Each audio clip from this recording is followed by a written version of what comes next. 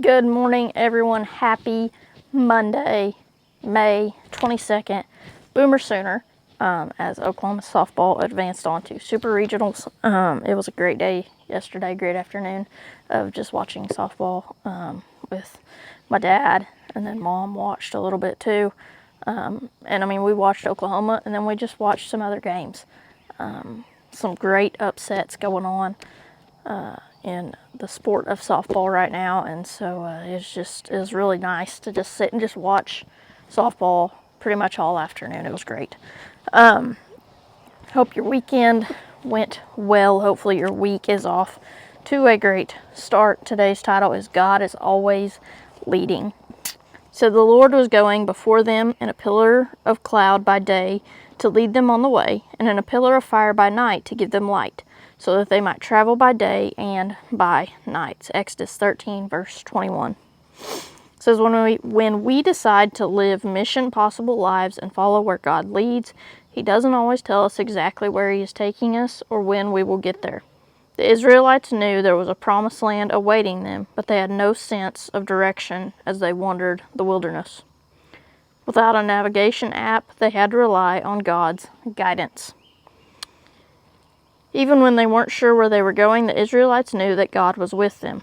He was in the cloud at daytime and the fire at night. If He stayed, they stayed. If He moved, they moved. A life of faith does not require you to know where God is leading. It requires trusting that He is leading. You may not know exactly where you're going, but if you've decided to follow Jesus, you can trust that He is always with you. He will get you where He wants you to be. Now, I am terrible with directions. I am terrible with knowing street names. I am terrible with going somewhere without a map. I have to have a GPS to get me places. I don't know. I can't drive to Tulsa and know where something is. I could not have survived back then whenever they didn't have maps showing them where to go. But they knew.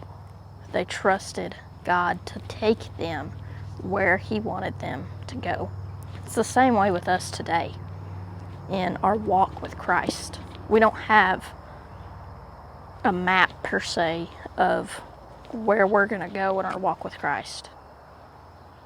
The Bible is our guide map of how we should walk with Christ, and the fact that we can trust God that He's going to get us where we're supposed to go.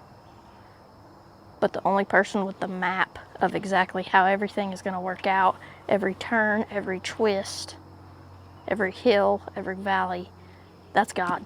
God is the only one with that most in-depth map of how that's going to happen.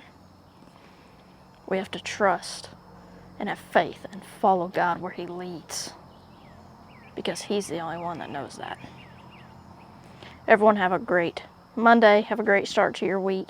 And of course, go be the example.